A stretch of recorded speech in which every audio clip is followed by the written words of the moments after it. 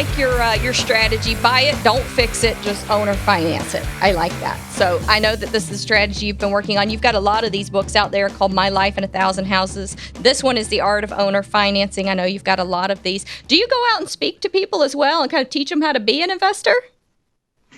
I do, but I don't speak to people in person. I think I left my house to speak 3 times last year. I usually do it in internet venues, in blogs, and live webinars or whatever. Let's talk about the note. You talk in the book about being able to sell the note. It's a liquidatable asset. If you really want to, you could sell the note. You pay off your private lender who gave you the money to buy the house, and you keep whatever's left over. So you're finding, are these, where are you finding these investors? Are they investors? Are they like banks? Who's purchasing these notes? No, I sell notes to private people who are sick and tired of Wall Street in the stock market, and who can't stay in a bank CD at less than 1% anymore. It's making them sick to their stomach. Okay. So they find me, and I loan them. I borrow people's money at 8% interest only for 5 years, and I give them a first lien on my house, secured with title insurance through the title company, and either they get paid or they get my house. But that being said, in 1,500 houses, I've never given a house to anyone. I've always paid. Let's talk real quick about a couple of key terms in the book. One of them is the wrap mortgage. Can you explain to people out there listening what a wrap mortgage is and what would be the benefit of it? Sure. So I take the banks completely out of the equation. I don't need them when I buy, and I don't need them when I sell. So when the recession hits, I still have a business because I never needed those banks.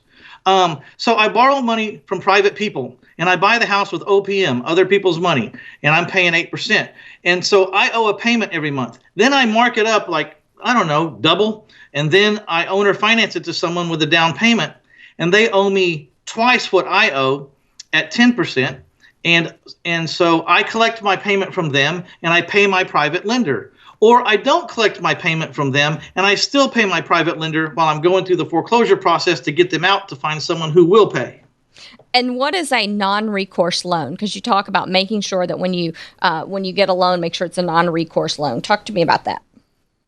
Well, so I've got this wraparound mortgage where they pay me and I pay my lender. So the occupant's loan wraps around my loan. That's why they call it a wraparound loan.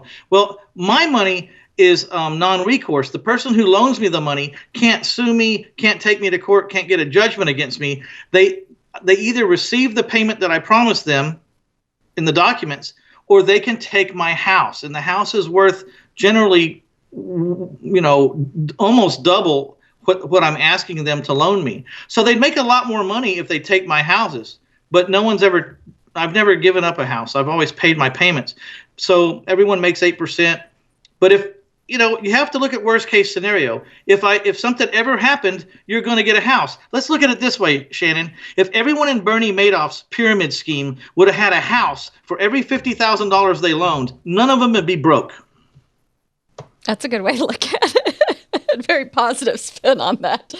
I mean, but they didn't have a house as collateral, right? And so I don't need to sign personally or guarantee the note because I'm putting up this very valuable piece of real estate that you get if I don't perform. Very valuable. So in your mind, this is kind of recession proof. It doesn't matter what the economy's doing. There's always going to be someone who could pay as much in rent and just go ahead and buy it, right?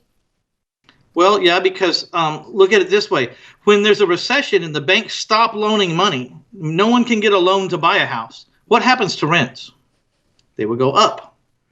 If my sales price is based on the rents, the owner finance properties that I have are actually appreciating in the recession because the rents are going up in a recession because no one can borrow money to buy. So I not only survive the recession, I boom in the recession because the prices drop and the rents go up, and it's a perfect storm.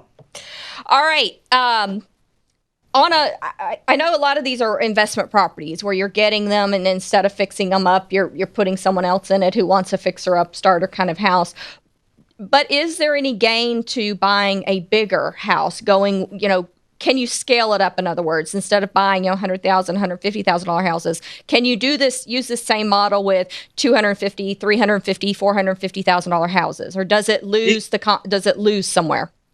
You can go into those really expensive houses with the dreams of making 150 or 200,000 profits, but as soon as the recession hits, those will be the first houses to lose their value.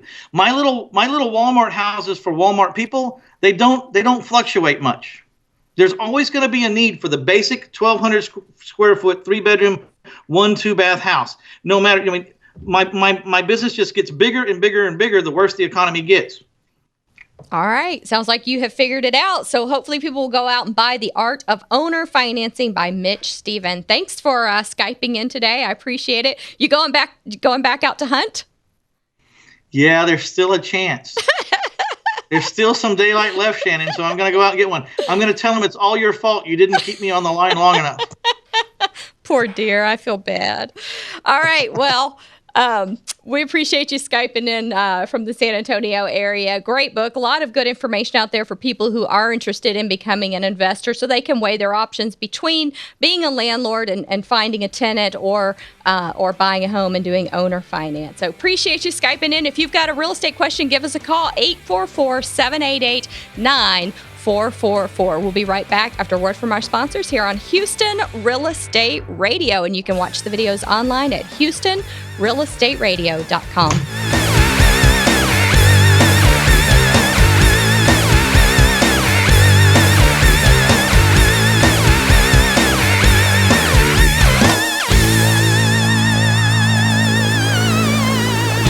RREA Media has an exciting new product available to companies and organizations who are teaching classes and want to offer those classes online.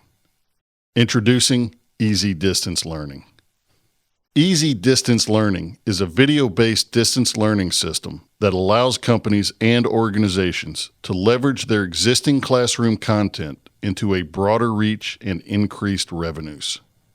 Did you know that the rate of growth of distance learning is 10 times that of classroom education?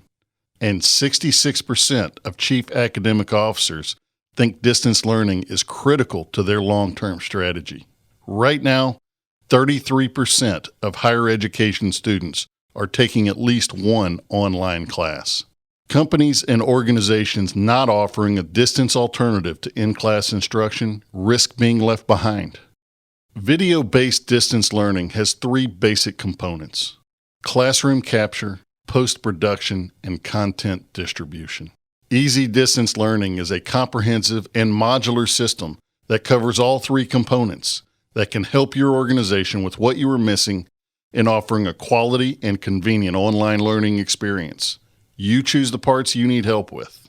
Easy Distance Learning offers another revenue stream, a broader reach of your existing content, and a professional presentation with a great learner experience. Contact us today for a free estimate and see how Easy Distance Learning can take your company or organization to the next level.